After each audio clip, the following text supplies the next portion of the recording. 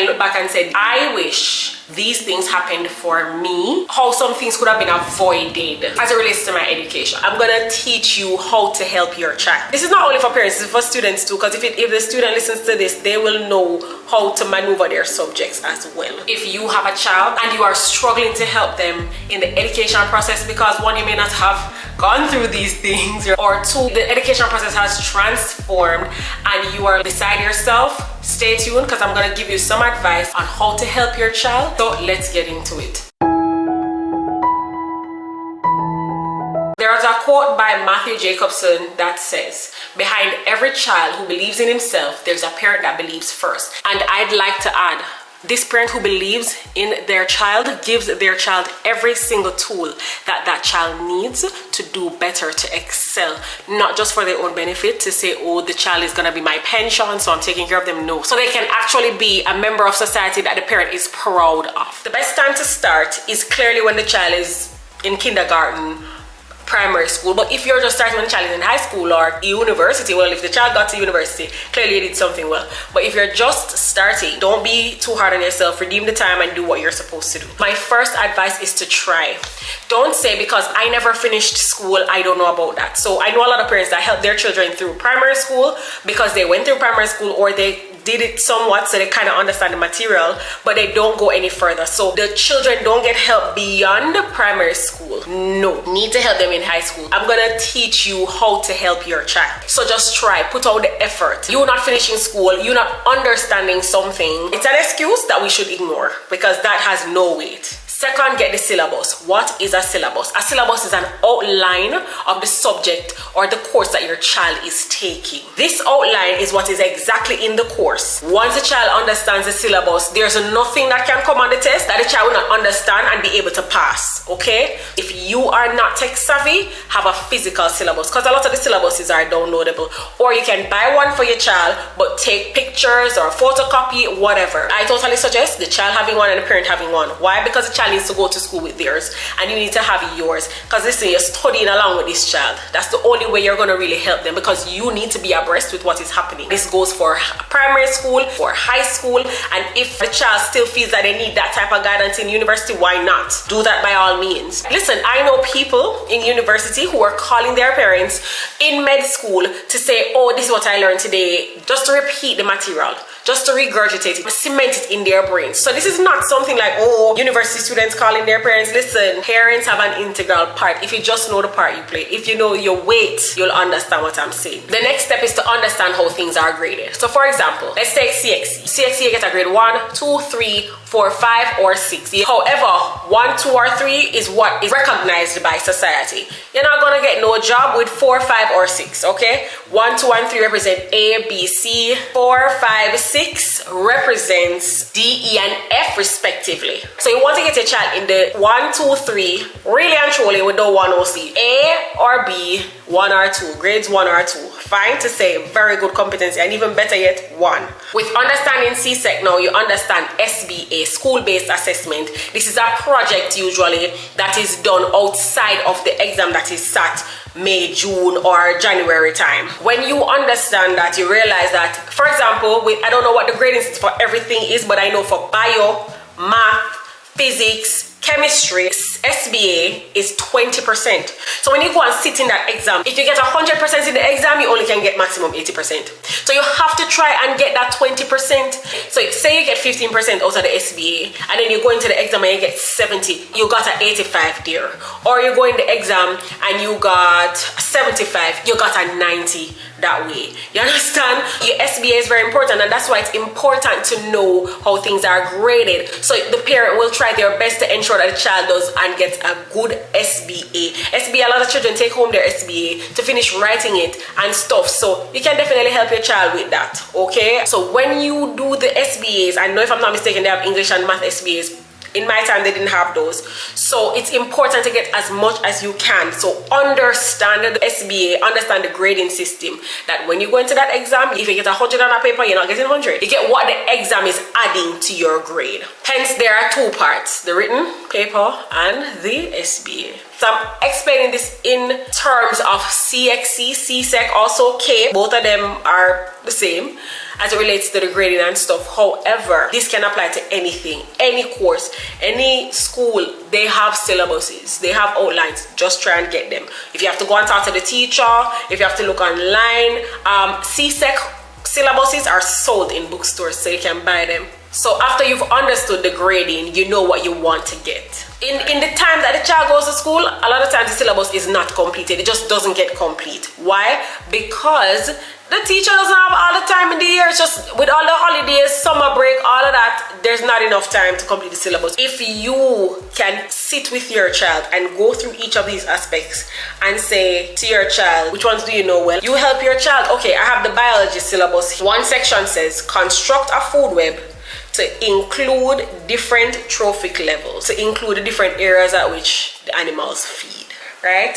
Okay, you know your child know that, you tick it off, right? The next one, explain the role of decomposers. And then it also gives you the content, right? It says what you're explaining, you should mention the roles of the fungi, bacteria in converting complex compounds to simple substances. For example, action of mold on bread.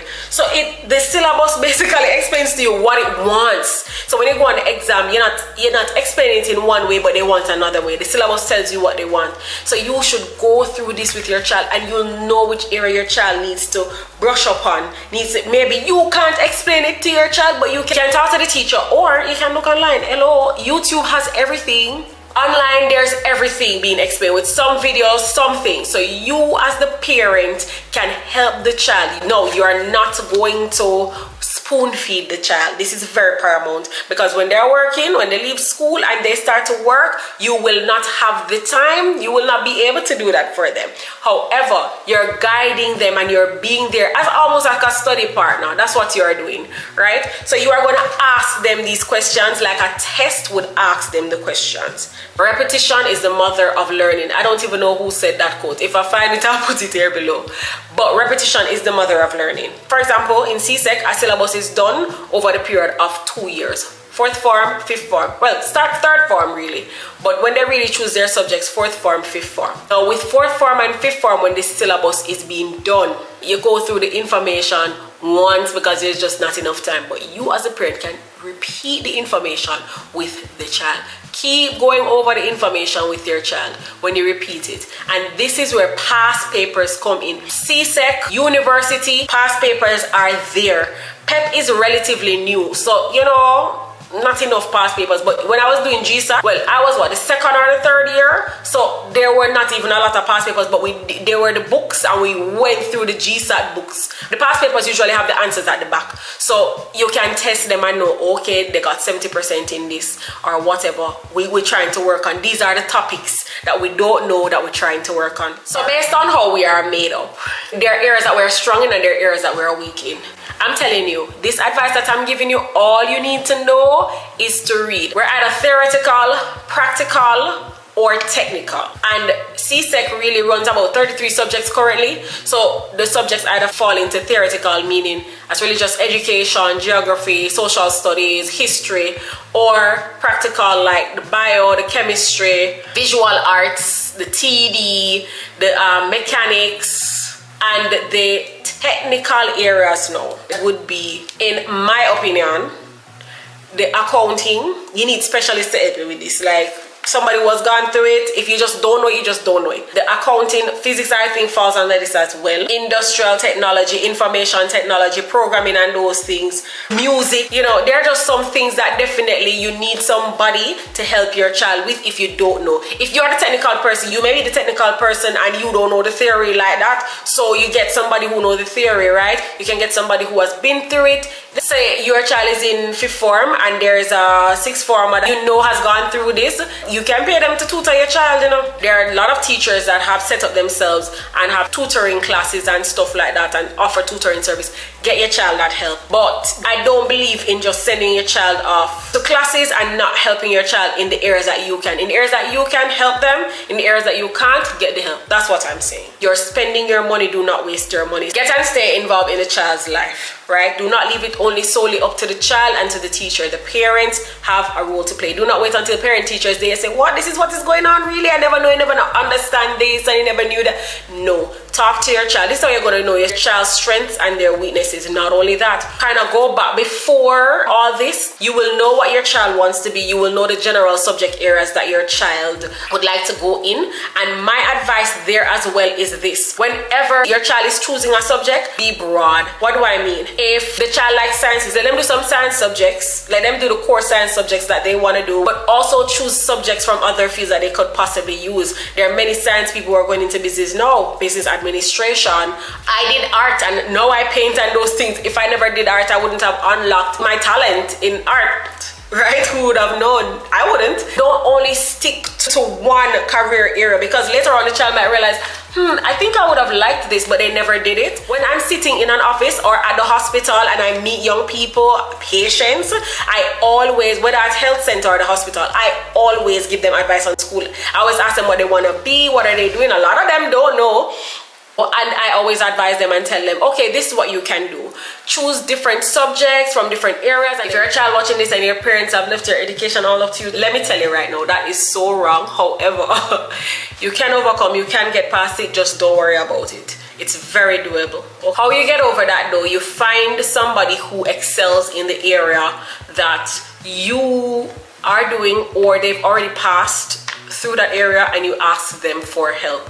For example, at my church, they usually host CSEC classes, and you go and they teach you certain topics or whatever you're struggling with. So through the church, you can find that, or in your neighborhood, or family members who have gone through high school, and talk to your parents about it. Tell them, I need some help.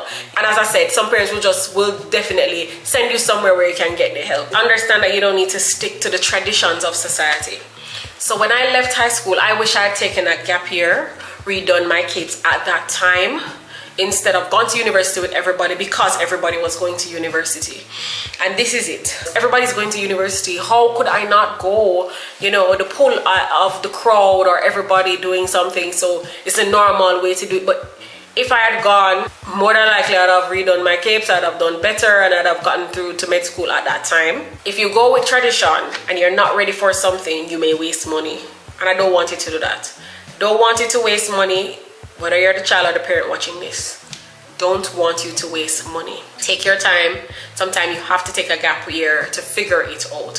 So that may be okay. Go and work, make some money. Because usually after CXC you can get a job. After CXC and KB you can get a job, and you go and you work, and then you come back, right? And you figure it out. Usually the year in the work world will mature you. Trust me. If you're the child, have a relationship with your parent about your education, and if you're the parent, have a relationship with the child, so that you both can be on the same page and aim for the same goal. You know, you both want, parent wants a child to be successful and a child wants to be successful, so, and wants to make their parent proud. Don't forget to like, share, subscribe, and comment below. See you at my next video.